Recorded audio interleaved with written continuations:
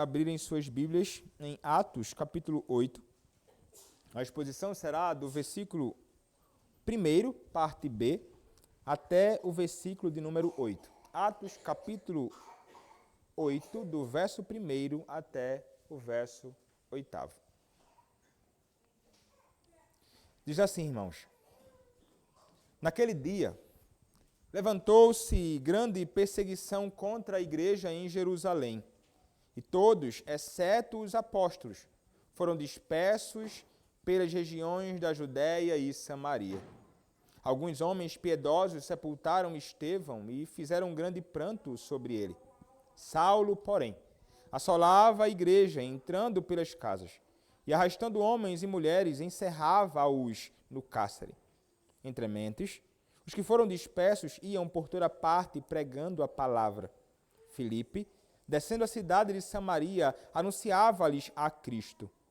As multidões atendiam unânimes às coisas que Filipe dizia, ouvindo-as e vendo os sinais que ele operava. Pois os espíritos imundos de muitos possessos saíam gritando em alta voz, e muitos paralíticos e coxos foram curados. E houve grande alegria naquela cidade. Amém. Podem se assentar, irmãos. Vamos orar. Senhor nosso Deus e Pai, a Tua palavra, Senhor, está aberta e será, Senhor, mais uma vez exposta neste dia. Peço a Ti, Senhor, que me concedas intrepidez, que seja intrépido na pregação da Tua palavra, anunciando, ó Deus, a Tua verdade com clareza, a fim, ó Deus, de que aqueles que aqui estão possam compreendê-la. Fala, ó Deus, conosco. Fala, ó Deus, com a Tua igreja. Usa-me para o Teu louvor, Senhor. É o que eu te peço. Em nome do Teu Filho, o Senhor Jesus Cristo. Amém. Se tem, irmãos, um tipo de coisa que ninguém jamais quer experimentar, é sofrimento ou perseguição. Se você for falar sobre sofrimento e perseguição para muitas pessoas, e pensando sobre o sofrimento no contexto do evangelho ou no contexto da igreja, você vai ver pessoas ouvindo isso e respondendo de uma forma nada favorável. Vão pensar assim: nada? Que é isso? Está amarrado, está repreendido. Que algo dessa natureza jamais aconteça. É o tipo de resposta de algumas pessoas, porque ao contemplarem, então, a ideia de sofrer pela causa de Cristo ou até mesmo ser perseguido por causa das coisas de Cristo, é algo que para as pessoas não faz o menor sentido, porque, como muitos, então, gurus evangélicos por aí e líderes, então, que não ensinam a verdade, vão dizer que uma vez que você se envolve com as coisas de Cristo, os seus problemas acabaram. Então, para eles, conceber a ideia de sofrer por Cristo, ou ser perseguido por Cristo, ou pelas causas de Cristo, não faz o menor sentido. Não faz ainda mais sentido quando você fala algo desta natureza, sobre sofrimento e também sobre perseguição, e acrescenta afirmando: mas todo sofrimento e perseguição vem das mãos de um Deus que reina e que governa o mundo, e tudo isto tem um propósito que culmina na glória de Deus, na expansão do seu reino e também na salvação de muitos homens. Você então acrescentar isso associado a sofrimento e perseguição, as pessoas vão olhar e vão dizer: isso não faz o menor sentido. Como a perseguição, como o sofrimento pode de alguma forma promover a causa de Deus? Irmãos, quando nós olhamos para a Escritura Sagrada, nós contemplamos um exemplo como este. A Escritura nos ensina isto e nós devemos então crer, porque a Escritura de fato é a nossa regra de fé. E ela então nos ensina tudo aquilo que nós devemos crer. E aqui, irmãos, neste texto, nós veremos como o Senhor Deus, em sua soberania, em sua providência, governa tudo, até mesmo o coração mau dos homens e a perseguição dos homens para a expansão do seu próprio reino e para a glória do seu próprio nome. Nós olhamos para o texto e nós nos recordamos do que tem acontecido aqui. Nós temos visto como os inimigos do Senhor Jesus Cristo, eles têm se voltado contra os servos do Senhor Jesus Cristo. E como esses homens estão empenhados a, de todos os modos, até mesmo de modos nada apropriados, infringindo leis, com mentiras, com falsas testemunhas, com falsas acusações, tentando fazer com que o evangelho do Senhor Jesus Cristo não seja expandido. Nós vimos como na última ocasião, nós ouvimos a declaração e o sermão do grande servo do Senhor chamado Estevão. O homem que teme a Deus, ou temia somente a Deus, e que fala toda a verdade de Deus, anunciando a líderes religiosos a realidade da idolatria e da realidade do coração duro daqueles homens que viviam longe do Senhor, que não conheciam a Deus, que eram culpados de crucificarem o próprio Senhor Jesus Cristo. E nós vimos que este anúncio duro da verdade do Evangelho, aplicada a homens que não temem a Deus, gerou uma resposta nada agradável a Deus. Esses homens se levantaram dispostos, prontos a matar Estevão. Nós vimos, irmãos, que esses homens foram bem-sucedidos no intento deles. Eles mataram Estevão. Eles mataram aquele servo do Senhor cheio do Espírito Santo. Mas enquanto Estevão ali estava sendo morto, nós vimos que este homem contempla algo que um dia nós contemplaremos. Ele contempla a glória de Deus na face de Cristo. Ele é alguém que vai viver com o seu Senhor. E ele vive hoje com o Senhor na glória.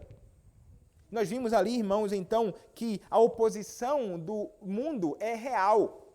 E essa oposição não ficou somente lá nos nossos dias, nós, de igual modo, experimentamos, mas naqueles dias do primeiro século, houve uma grande intensificação da perseguição ao povo do Senhor. E o texto, inclusive, nos diz, no capítulo 8, verso 1, parte B, naquele dia levantou-se grande perseguição contra a igreja em Jerusalém. Em que dia, irmãos? No dia da morte de Estevão. No dia em que Estevão ele fora morto, assassinado cruelmente pelos líderes religiosos e as testemunhas que então foram levadas àquele contexto, o texto nos diz, levantou-se grande perseguição contra a igreja em Jerusalém. Então, nós notamos aqui que os inimigos do Senhor agora, eles se empenham com muito mais fervor. Eles se empenham com muito mais garra no propósito deles. No propósito do coração deles, que era totalmente avesso ou contrário à vontade do Senhor.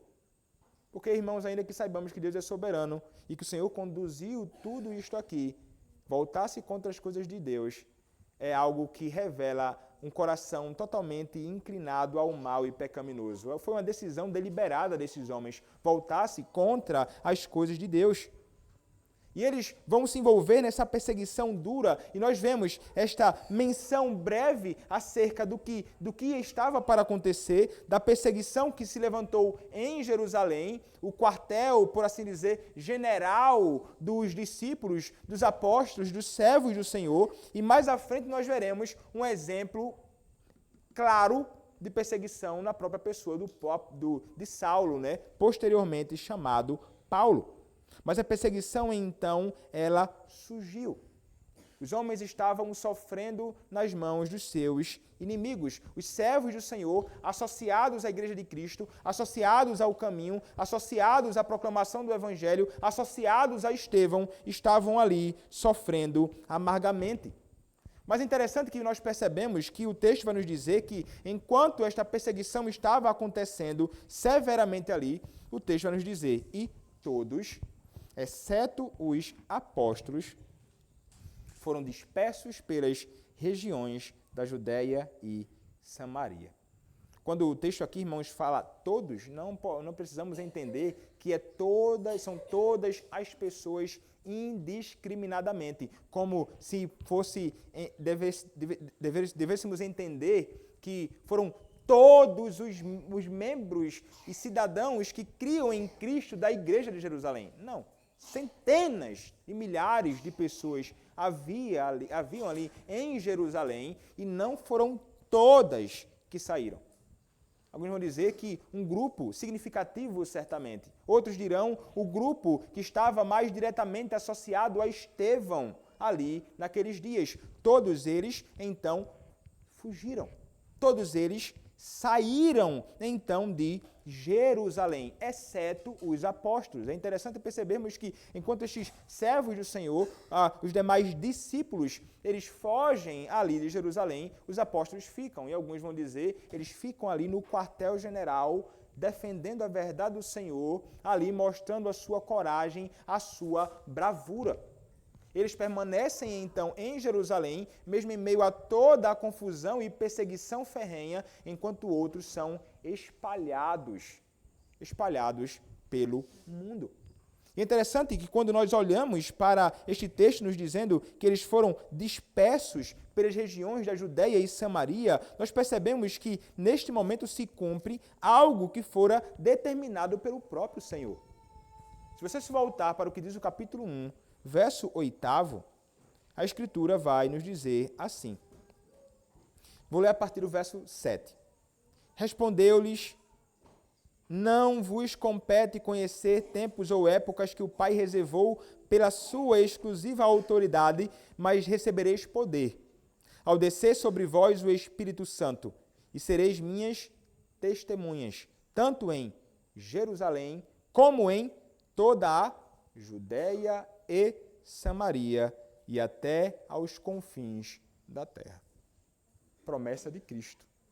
Promessa, irmãos, de Cristo, que se cumprem e passa a se cumprir realmente aqui agora neste contexto. Eles sairiam então de Jerusalém e essa verdade do Senhor, o Evangelho, ele seria anunciado fora dos muros de Jerusalém e alcançaria agora a muitos outros.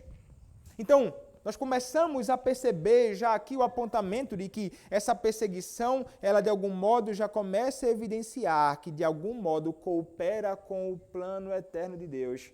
A vontade revelada também no tempo e no espaço por Cristo em suas palavras, de que o Evangelho do Senhor não poderia ficar confinado a um lugar, ele deveria se espalhar.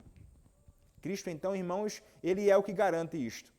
São as palavras de Cristo, de um Cristo que é Deus, tal qual o Pai, e como ouvimos brevemente nesta manhã, ainda que seja chamado de mentiroso, como o faraó chamou, trata-se de um Deus que é verdadeiro.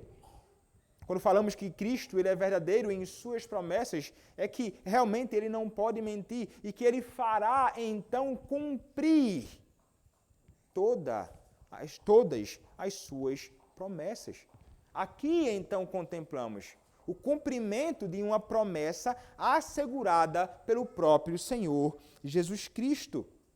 Mas é interessante demais vermos o meio através do qual o Senhor vai fazer com que essa sua promessa ela seja de fato cumprida ali naquele momento. Então nós já começamos a perceber aqui, irmãos, que o sofrimento e a perseguição, ela sim vem sobre os homens. E podem ser eles piedosos, quanto forem. Grande perseguição caiu sobre eles, grande perseguição pode cair sobre a Igreja de Cristo em nossos dias. Não somos, de modo algum, melhores que os discípulos daqueles dias. Fomos salvos pelo mesmo Cristo, alcançados pela mesma graça abundante e encontrávamos-nos no mesmo estado, pecadores no estado de pecado e miséria. Carecíamos somente da graça de Cristo. Estava sobre nós um escrito de dívida, semelhantemente a esses homens. Em nada melhores, em nada, absolutamente nada mais dignos. Perseguição grande caiu, perseguição grande muitas vezes cai sobre o povo do Senhor. E o Senhor, nós veremos, ele vai se utilizar disto, segundo a sua providência, sempre santa, sábia e poderosa, conduzindo então estes homens. Mas o texto continua, irmãos, seguindo em frente. No versículo 2, nós encontramos um comentário. Quando ele vai dizer assim, versículo 2, alguns homens piedosos sepultaram Estevão e fizeram grande pranto sobre ele. Agora nós começamos, Lucas, ele vai fazer um comentário acerca do que aconteceu com Estevão. Estevão, nós vimos que ele fora morto, né? O texto nos diz em Atos capítulo 7, verso 60, então ajoelhando-se, clamou em alta voz, Senhor, não lhes imputes este pecado, com estas palavras adormeceu. Estevão, ele morreu. Agora, alguns homens, eles vão se voltar para Estevão e vão sepultar este homem. E eles vão fazer grande pranto, eles lamentam, eles choram grandemente sobre ele por causa da morte de Estevão. E note, irmãos, mais uma vez, usar a palavra grande aqui. Era grande perseguição, acentuando a intensidade disso, a seriedade e a importância. Ele vai falar sobre um grande pranto que veio sobre, então, por causa da morte do próprio Estevão. E mais à frente, você vai ver no versículo 8, e houve grande alegria naquela cidade, marcando aqui algumas coisas que são realmente importantes, que devem ser acentuadas, coisas que não podem ser desconsideradas. E aqui nós contemplamos a atitude desses homens que são apresentados como homens piedosos. Alguns, ao olharem para isso, vão dizer, os homens piedosos naquele contexto eram os judeus devotos. Somente. Homens piedosos eram judeus devotos naquele contexto.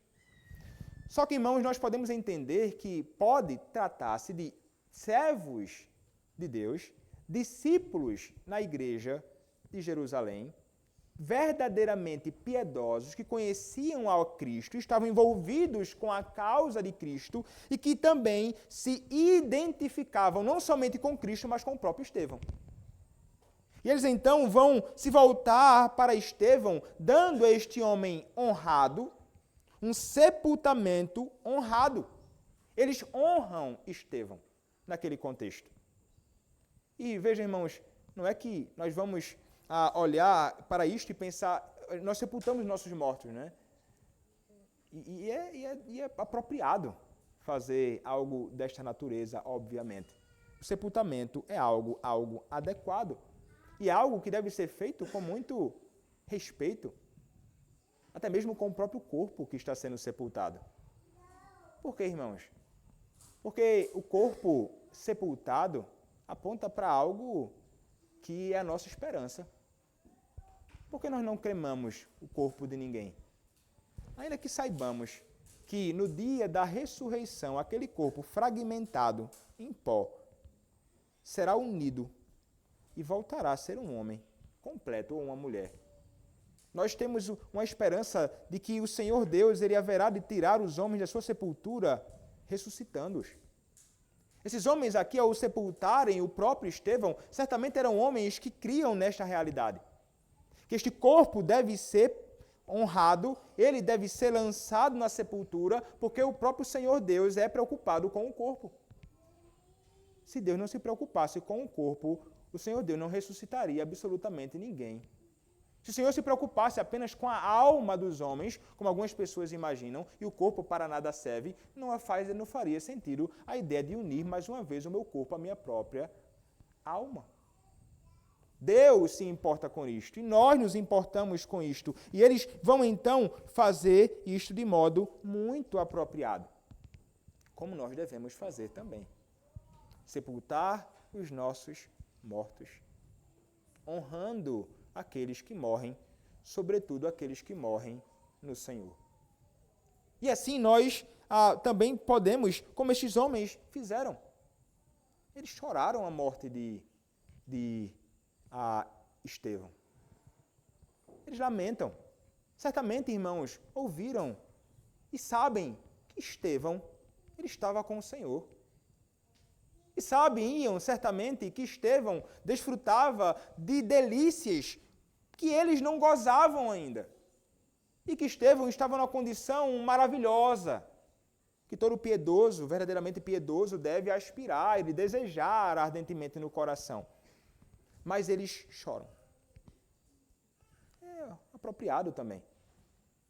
Não é apropriado lamentar continuamente e viver uma vida amargurada em razão da morte de alguém, nunca, jamais. Aí seria amargura, pecado, falta de contentamento, satisfação com a vontade do Senhor. Mas chorar então a morte dos santos de Deus, chorar com aqueles que choram, é adequado.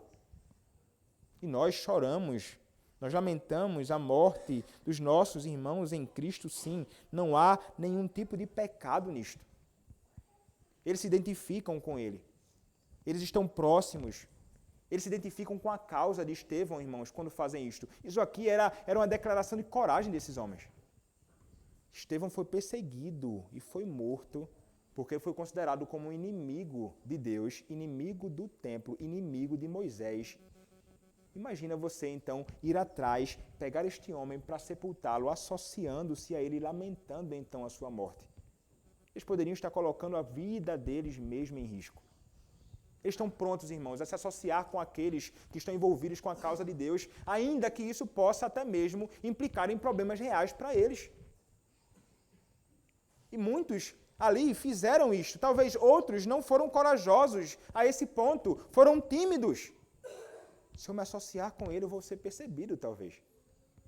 E posso ser perseguido da mesma forma, o que haverá de acontecer comigo. Mas aqui, irmãos, há coragem desses homens. Servos, homens verdadeiramente piedosos. Devemos ser assim, irmãos, semelhantes a eles. Devemos ser pessoas que se associam com aqueles que estão envolvidos com a causa de Cristo. Devemos nos identificar com eles. E ainda que eles tenham sido acusados de forma inapropriada, mais perigosa, ainda que muitos possam sofrer perseguição e até mesmo morte, e se nós nos associarmos com ele, a nossa vida esteja de igual modo em risco, não podemos temer. Não podemos temer. Aqueles que conhecem a Deus e conhecem a Cristo e temem o Senhor verdadeiramente não temerão a homens. Nós temeremos somente ao Senhor. Salmo 86, versículo 11, é um salmo que eu gosto demais. É um salmo que ele vai falar o seguinte, irmãos. Salmo de número 86. Veja o desejo desse homem. O salmista estava num contexto em que havia grande sofrimento e perseguição contra aquele que é ungido do Senhor.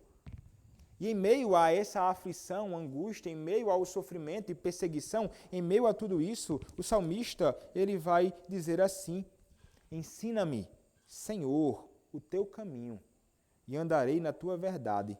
Dispõe o meu coração para só temer o teu nome. Somente o teu nome, Senhor, não a homens.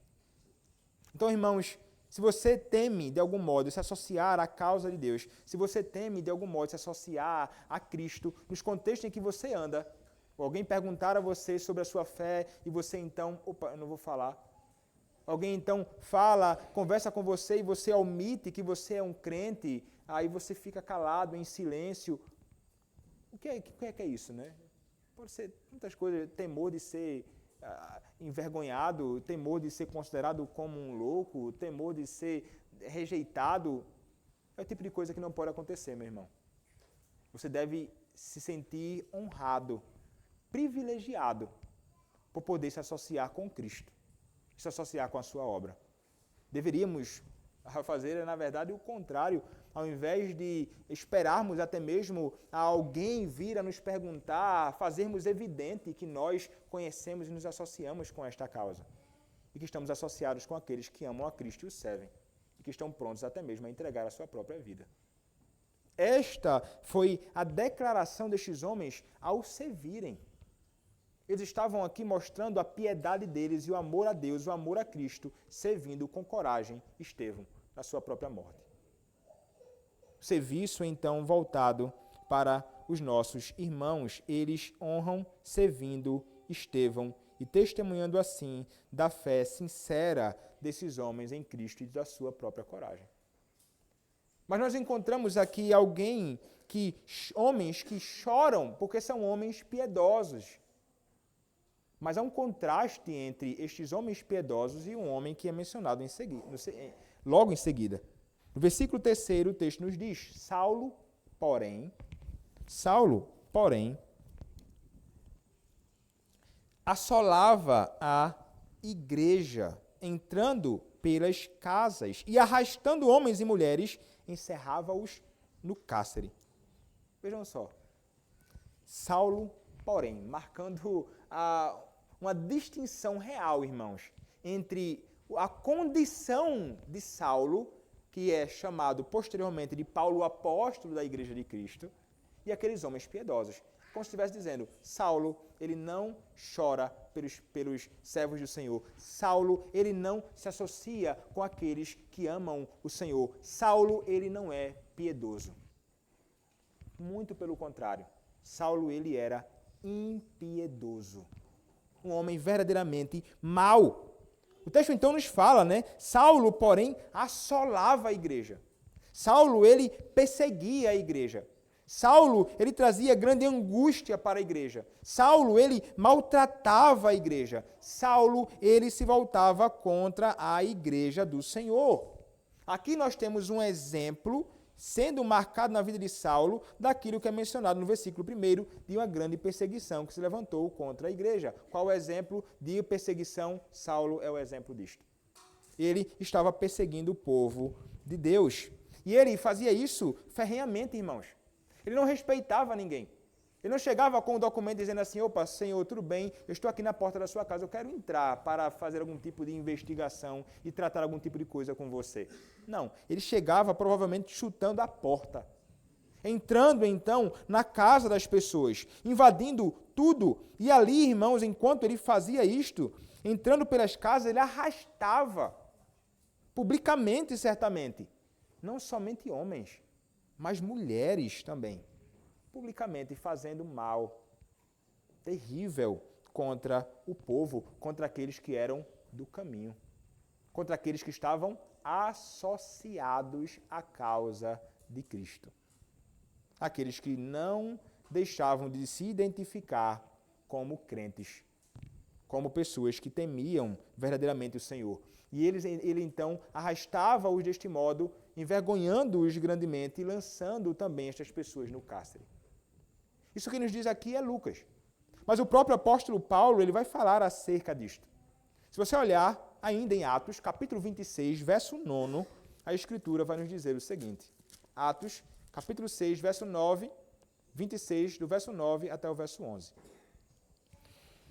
Na verdade, a mim me parecia que muitas coisas devia eu praticar contra o nome de Jesus, o Nazareno. E assim procedi em Jerusalém. Havendo eu recebido a autorização dos principais sacerdotes, encerrei muitos dos santos nas prisões. E contra estes dava eu meu voto quando os matavam. Muitas vezes os castiguei por todas as sinagogas, obrigando-os até a blasfemar. E demasiadamente enfurecido contra eles, mesmo por cidades estranhas, os perseguia. Era um touro feroz, meu amigo, perseguindo a igreja do Senhor com muito fervor. Ele era zeloso por isso, zeloso em fazer impiedade. Mas à frente ainda em Gálatas capítulo 1, verso 13, ele vai falar também sobre isto. Gálatas, capítulo 1, verso de número 13, diz assim a Escritura Sagrada: porque ouvistes qual foi o meu proceder outrora no judaísmo, como sobremaneira perseguia eu a igreja de Deus e a devastava. Veja só, a igreja de Deus perseguia os santos. Era alguém que ia contra Cristo. O Nazareno. Ele foi alguém que, como vimos no capítulo 8, ali logo no início, Saulo consentia na morte. Estava ele ali aprovando, irmãos, aquilo. E a ideia aqui de que ele consentia é que ele tinha prazer na morte dos servos de Deus. Ele tinha prazer na morte daqueles que estavam juntos a Cristo. Notem, irmãos, que Saulo, então, era um homem perverso. Era um verdadeiro inimigo da igreja do Senhor Jesus Cristo. Que homem terrível fora Saulo. Ter prazer na morte de alguém é algo que revela um coração mergulhado em iniquidade. E um coração totalmente avesso às coisas de Deus, irmãos. Este era este homem chamado Saulo. Ele era um grande perseguidor da igreja de Cristo. E veja, irmãos, quando ele perseguia a igreja de Cristo, ele estava realmente se voltando contra o próprio Senhor. Ele mesmo diz, não é? Ele era contra Cristo. Mas ao perseguir a igreja, ele persegue o próprio Cristo, que é cabeça da igreja.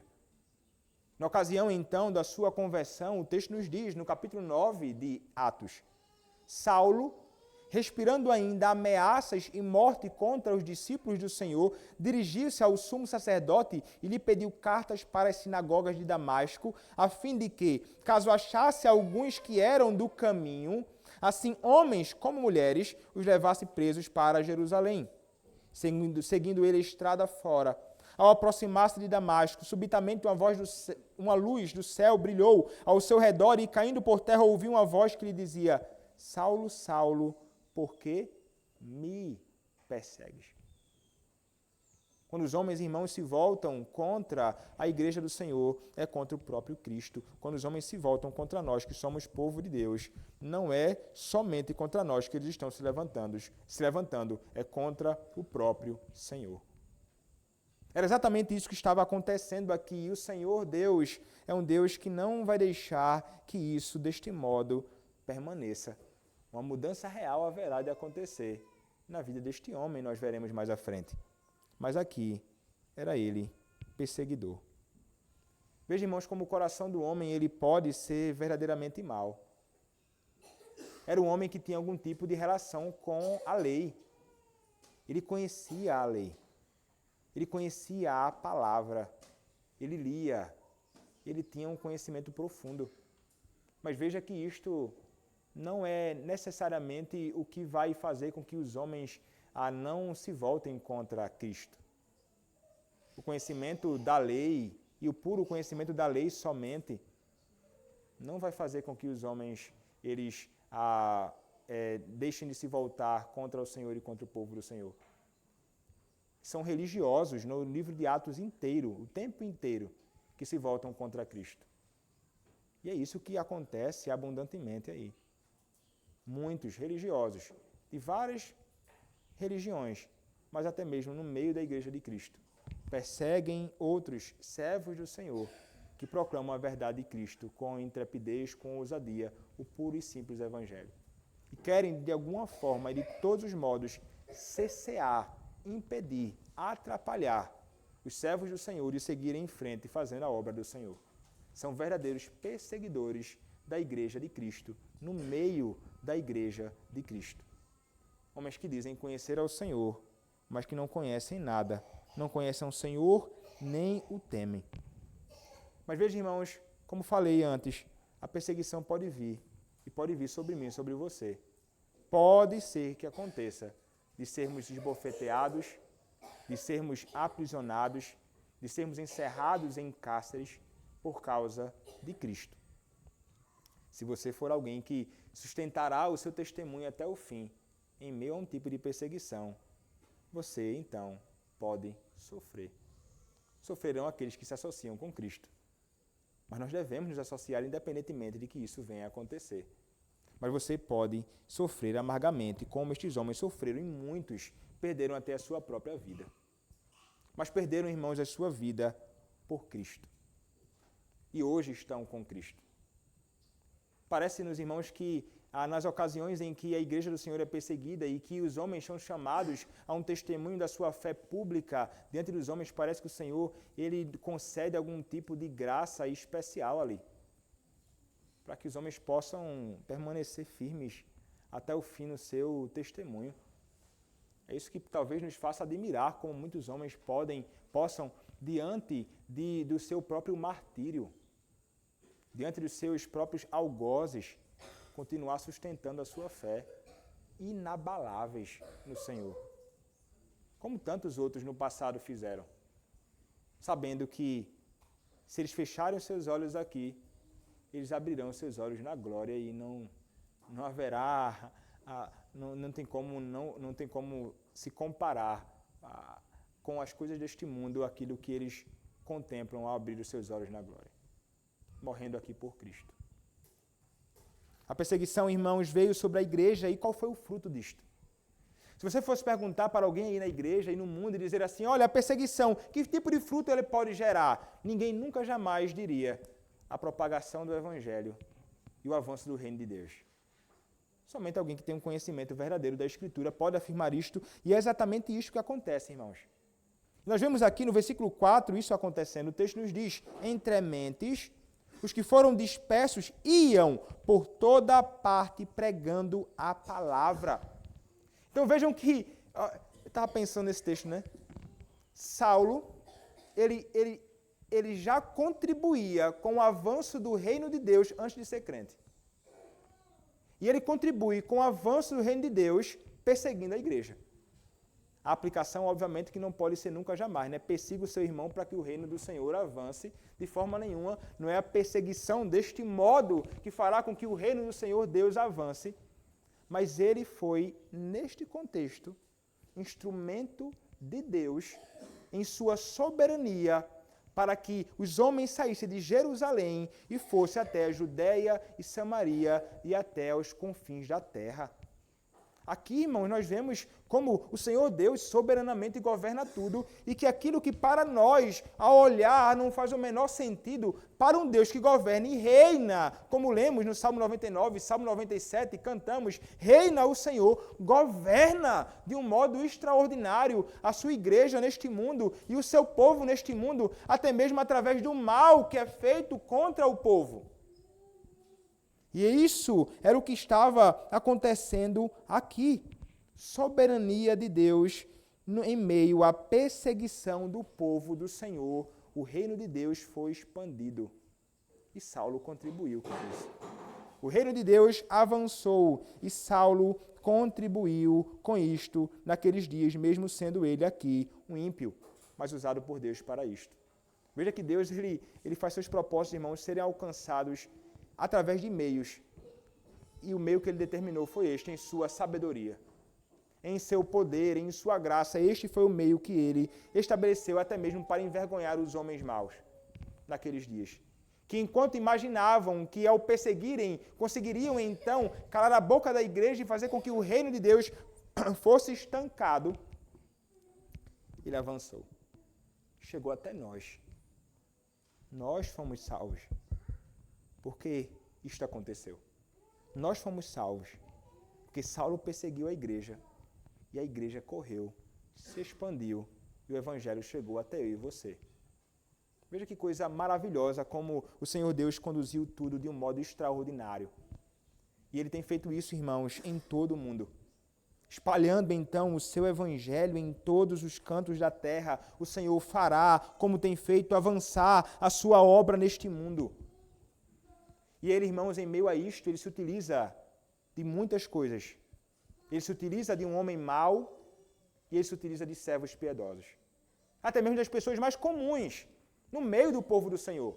Pessoas que são ousadas, pessoas que não vão ficar se escondendo, mas pessoas que em meio à perseguição entenderão, somos instrumentos de Deus e devemos então seguir em frente propagando a sua palavra. É isso que acontece entre mentes, os que foram dispersos iam por toda parte onde andavam, irmãos, pregando a palavra.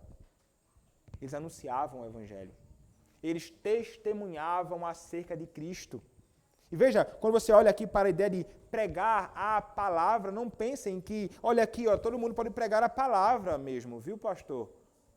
Porque há duas palavras que são distintas aqui, usadas aqui para aquele que prega a palavra, estes que saíam pregando a palavra, e mais à frente, no verso 5, para Estevão, como aquele que anunciava a palavra. A palavra que pode ser traduzida aqui é que eles estavam evangelizando. Eles estavam testemunhando, não pregando autoritativamente, como se pelo próprio Senhor fossem comissionados para exercer o ministério da palavra. Aqueles que pregam autoritativamente são aqueles que são comissionados por Deus para o ministério e devidamente ordenados. Os crentes testemunham de Cristo, falam acerca da sua obra, morte, ressurreição e da sua grandiosa vinda. E era exatamente isto, irmãos, que esses homens estavam fazendo ali. Por onde passavam, o coração deles ardia em anunciar o Redentor que eles conheceram, em todo lugar que eles passavam, mesmo estando sendo perseguidos. E poderiam ser continuamente perseguidos por continuarem falando acerca deste nome. Mas são pessoas, irmãos, que não temem a Deus e fazem aquilo que o Senhor Deus nos chamou. E são pessoas que têm no seu coração um amor por Cristo, que não permite que eles se calem, porque um amor por Cristo, pela proclamação do Evangelho, vai implicar necessariamente que o meu coração seja conduzido ao amor pelos perdidos e um amor pelo avanço do reino do meu Deus. Mas eu não sei, irmãos, se é exatamente isso que nós fazemos. Nós não nos encontramos num contexto em que somos perseguidos como essas pessoas. Até onde eu sei, ninguém chegou na porta da sua casa, chutando a sua porta, dando bofetadas em você e expulsando você aqui das suas casas. Nós estamos muito confortáveis. Alguns vão até dizer, eu acho que a Igreja de Cristo está precisando de outra perseguição mesmo, ferrenha, para ver se a Igreja de Cristo avança neste mundo, testemunhando o Evangelho. Mas, meus irmãos, em meio à perseguição ou fora de perseguição, nós somos chamados a fazer isto aqui. Por onde andarmos, em todos os lugares que nós estivermos, nós somos chamados a, de algum modo, falarmos acerca dele. Essa é a sua responsabilidade no testemunho do Evangelho. Não é minha apenas, é sua. Sobre você pesa essa responsabilidade. Se você realmente ama a Cristo e ama os perdidos, fale sobre Cristo. Procure um meio, uma oportunidade, uma conversa, então, que conduza você a falar sobre Ele. E não precisa chegar necessariamente dizendo assim, olha, Cristo é o Salvador e você deve crer nele e se arrepender dos seus pecados. Você pode começar uma conversa sobre qualquer outra coisa. Até que você tenha a oportunidade de encaixar de alguma forma algo que relacione a Deus e a Cristo. E você possa falar para essa pessoa acerca dele. Não eram doutores da lei, mestres em pregação, homens articulados que estavam sendo usados por Deus aqui. Eram pessoas comuns. E é isso que Deus usa, irmãos. Pessoas comuns. Que evangelizam e anunciam uma salvação que é encontrada em Cristo. E você não precisa de muita coisa para isso não, até porque não depende de você. Depende do Senhor operar através disto. Um texto lido, o nome de Cristo mencionado, o Evangelho então proclamado. Essa é a sua responsabilidade neste mundo, mesmo em meio a um povo que seja estranho. Porque, irmãos, eles estavam ali em contexto que não era um contexto do povo de Deus. Não era Jerusalém, eles estavam extrapolando essas barreiras. Chegando até mesmo a estar no meio daqueles que eram considerados como pessoas reprovadas e que não tinham nenhum tipo de associação com os judeus. É até mesmo isso que acontece no versículo 5º, não é? Não somente os crentes são chamados a fazer isto, os membros comuns da igreja, mas aqueles que são chamados e comissionados por Deus para pregar a palavra, que é o próprio caso do Filipe. O versículo 5º nos diz, Filipe, descendo a cidade de Samaria, anunciava-lhes a Cristo. O evangelho chegou à Judeia, o evangelho chegou a Samaria. Está aqui, irmãos, Samaria, um povo misto, um povo que também estava envolvido com um sincretismo na sua adoração, uma adoração sincrética, bagunçada, confusa, que não estava de acordo com a vontade do próprio Senhor Deus, e era um povo então rejeitado. Os judeus não queriam nenhum tipo de associação com os samaritanos. Mas estava ali, irmãos, o Senhor Deus fazendo expandir o seu reino e alcançando também aqueles que eram rejeitados. E este homem, então, ele se levanta. Este homem chamado Filipe, ele vai fazer isto. E ele sim vai pregar autoritativamente a palavra do Senhor, como alguém que fora comissionado para isto. Nós vimos que Filipe é aquele que está entre os diáconos em Atos capítulo 6. Ele é mencionado logo depois de Estevão, e é até mesmo mencionado nessa ordem, porque primeiro Lucas vai falar sobre Estevão e logo em seguida ele vai falar sobre o próprio Filipe. O homem que fora usado pelo Senhor. E ele, irmãos, semelhantemente ao próprio Estevão, ele não foi somente um diácono. Mas a Escritura vai nos mostrar, no caso dele, bem explicitamente, que ele era um evangelista. Se você olhar para a Escritura comigo, para o que diz a Escritura em Atos capítulo 28, verso 8, a Escritura vai dizer assim. Atos capítulo 21, verso de número 8. No dia seguinte, partimos e fomos para Cesareia, e entrando na casa de Filipe, o evangelista, que era um dos 7, ficamos com ele. O evangelista, irmãos, era um auxiliar dos apóstolos. E alguém que, semelhantemente aos apóstolos, como auxiliares dos apóstolos, podiam pregar esta palavra autoritativamente. Como veremos, podia batizar pessoas. E eram homens também que faziam sinais e prodígios. Mas o texto, irmãos, vai mencionar, antes de falar sobre sinais e prodígios que eram feitos por Filipe, o texto vai nos dizer que ele foi alguém que anunciava Cristo aos samaritanos. Ele anunciava Cristo, que é o próprio Evangelho. Então, notem, irmãos, que a Escritura realmente acentua essa realidade. Aqueles que estavam envolvidos com as causas de Cristo eram aqueles que falavam somente sobre Cristo. Porque ele, Filipe, como todos os demais servos do Senhor, como o próprio apóstolo Paulo posteriormente vai dizer, que importa que ele anuncie a Cristo e este crucificado. Isto é o Evangelho.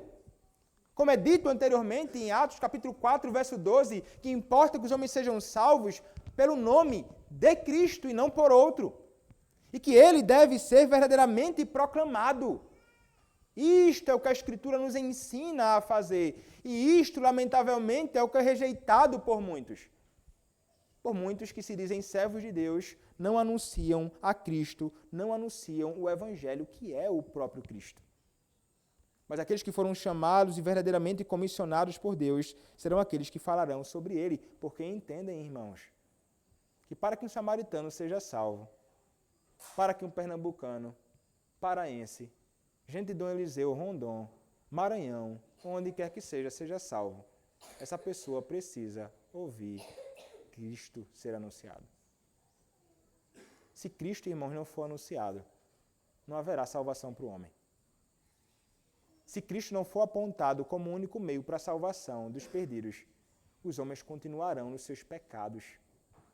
Se Cristo não for realmente exaltado e ser o ponto central de nossas palavras, no testemunho e na pregação, os homens continuarão, irmãos, caminhando para o inferno. Para que eles saiam desta condição, Cristo necessariamente tem de ser anunciado.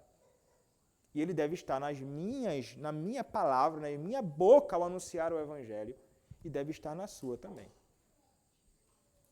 Não devemos ser como muitos que ficam tentando conformar as pessoas à Bíblia, falando apenas sobre moralismo. Não use isso, não use aquilo. Enquanto um crente, não, mas o crente não é isso não. Olha a evangelização do cara. Não use esse tipo de roupa. O crente não usa isso, o Senhor não quer isso. Não ande assim, não deixe a barba crescer, não deixe o cabelo assado, não deixe o cabelo de tal forma, não faça aquilo, não faça isso. Isso não é evangelho. Isso não é anúncio do evangelho. De forma nenhuma. Não é isso que vai salvar homem algum. De modo algum. Afasta, na realidade. Muitos que chegam falando assim, a pessoa não vai querer nem te ouvir, se você chegar falando algo assim. Mas Cristo salva. E assim, então, através da salvação em Cristo, é que estas pessoas serão conformadas à Escritura. E aí, então, passarão a andar retamente. O meio é Cristo. É indispensável, portanto, que Cristo seja anunciado. Estevão era um verdadeiro pregador do Evangelho. Ele anunciava o Senhor, desejando, irmãos, sinceramente, a salvação dos samaritanos. Desejava isso. E veja, o desejo dele se conforma ao desejo de Cristo. Se você olhar para o que diz a Escritura em João, capítulo de número 4, irmãos, a partir do verso 39 até o 42, nós encontramos Cristo em meio aos samaritanos. João, capítulo 4, a partir do verso de número 39, diz assim a Escritura: muitos samaritanos daquela cidade creram nele, em virtude do testemunho da mulher que anunciara. Ele me disse tudo quanto tenho feito. Vindo, pois, os samaritanos ter com Jesus, pediam-lhe que permanecesse com eles. E ficou ali 2 dias. Muitos outros creram nele por causa da sua palavra. E diziam à mulher: já agora não é pelo que disseste que nós cremos, mas porque nós mesmos temos ouvido e sabemos que este é verdadeiramente o Salvador do mundo. Meus irmãos, que coisa impressionante. Palavras ditas por homens, povo samaritano, rejeitado pelos judeus, abraçado por Cristo, que falava acerca do Evangelho, que era ele mesmo. Veja que coisa impressionante. E eles então, irmãos, creram no Senhor.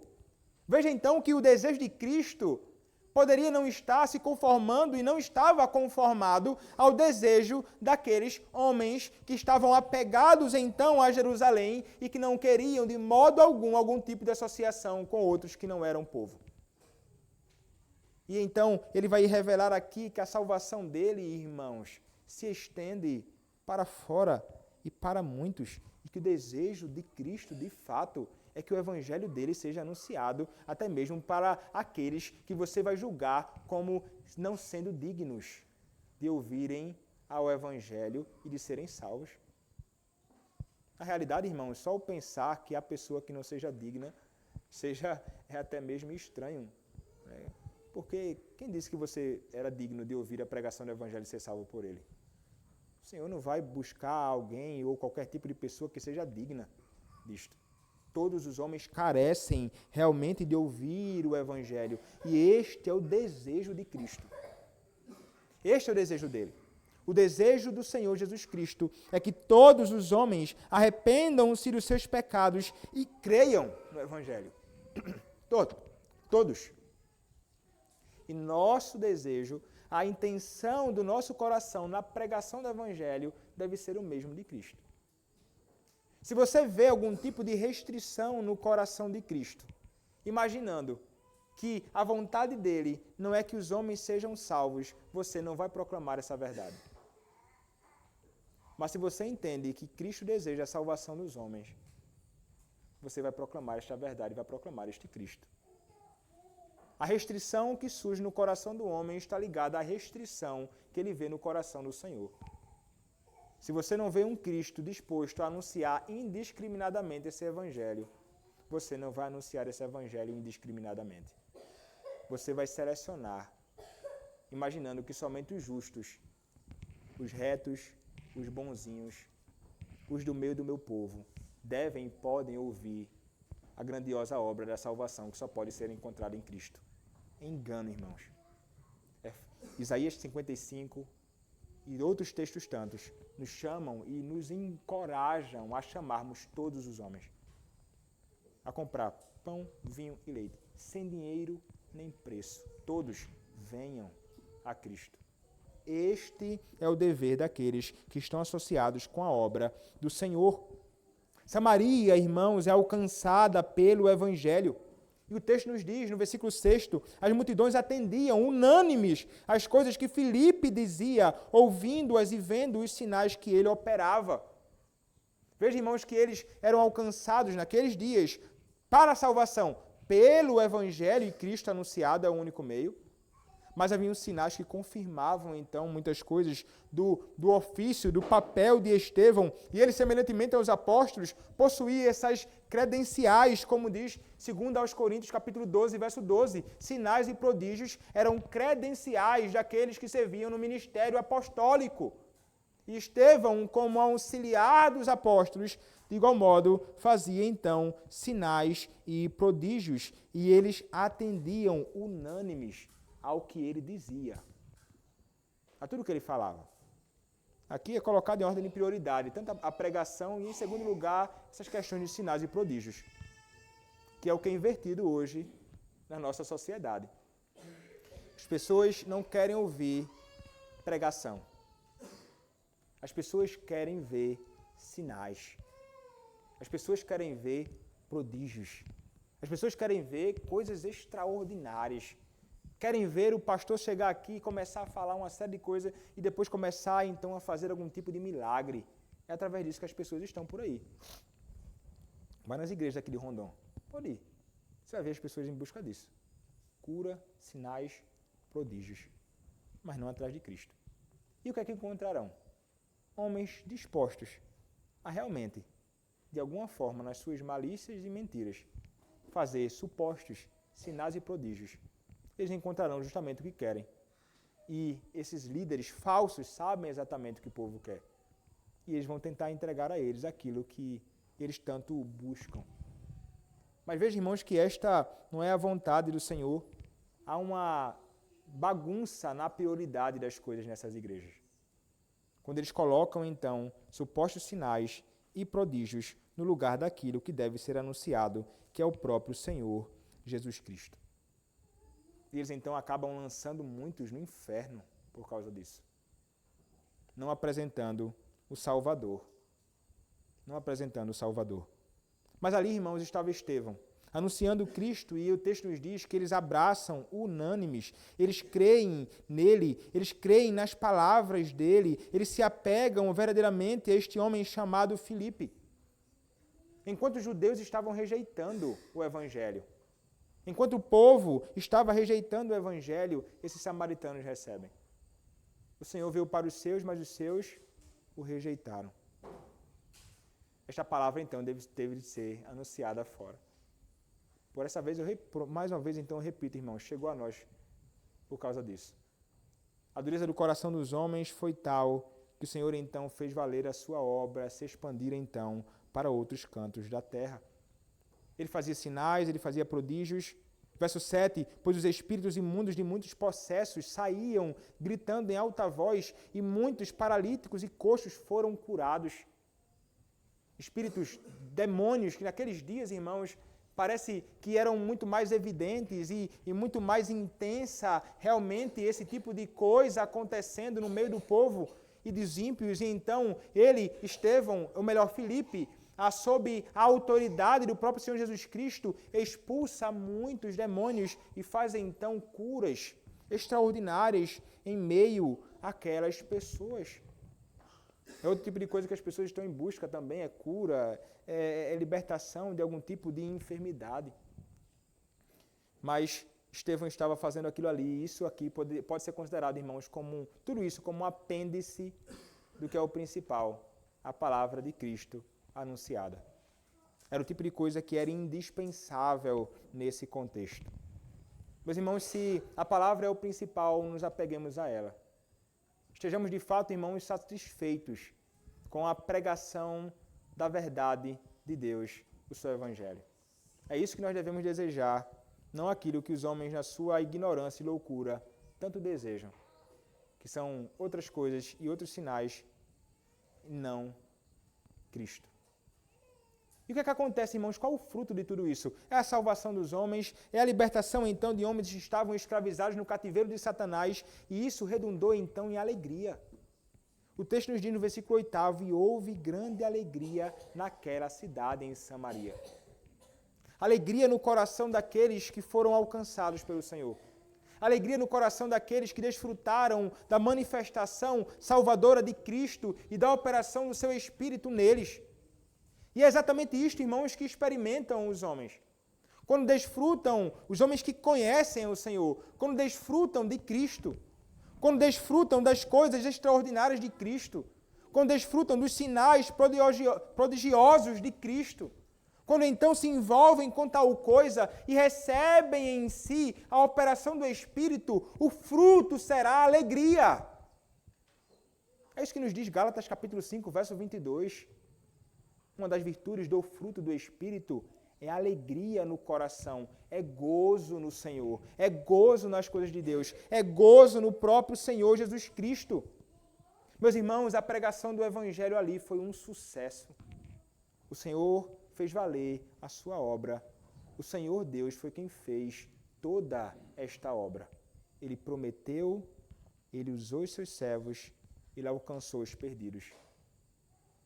Os homens foram salvos. Quando olhamos para isto, irmãos, nós podemos olhar para o nosso contexto também e entender, pensando.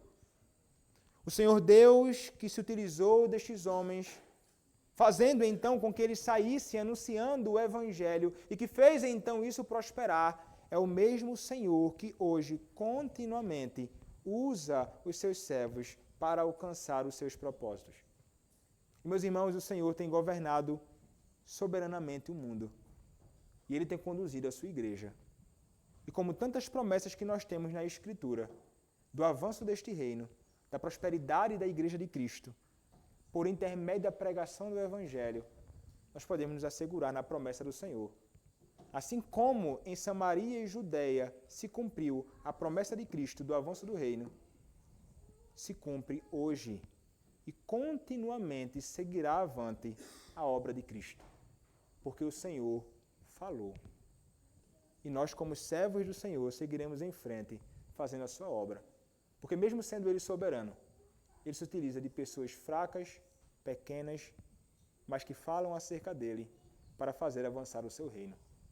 Sigamos em frente, irmãos, confiando em Cristo, sabendo que este Deus quem governa e que faz a sua obra, os homens conhecerão a Cristo e serão salvos.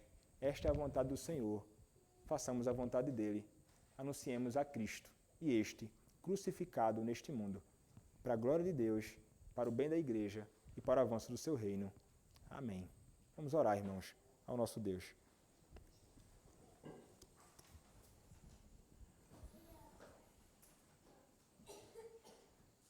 Senhor, nós te louvamos pela tua palavra e pelo modo, ó Deus, tão extraordinário que o Senhor guia o teu povo, a tua igreja. Naqueles dias, em meio à perseguição, fizeste o teu reino avançar. E, ó Deus, sabemos que hoje tu fazes também. Tens operado e usado os teus servos para o testemunho do teu evangelho neste mundo, para o avanço do teu reino. Ó Senhor, continua, ó Deus, dando ao teu povo esta graça e dá-nos, ó Deus, ousadia para fazermos, ó Deus, a tua obra. Ó Deus, que sejamos instrumentos prontos nas tuas mãos para fazermos a tua vontade. E que possamos, ó Deus, falar acerca de Cristo, para que os homens, o mais vil deles, o mais perverso deles, sendo o Senhor gracioso com ele, seja salvo. Ó Deus, usa-nos. Usa-nos, Senhor, para a glória do teu nome, é o que te pedimos. Em nome do Senhor Jesus Cristo. Amém. Convido os irmãos a se colocarem em pé para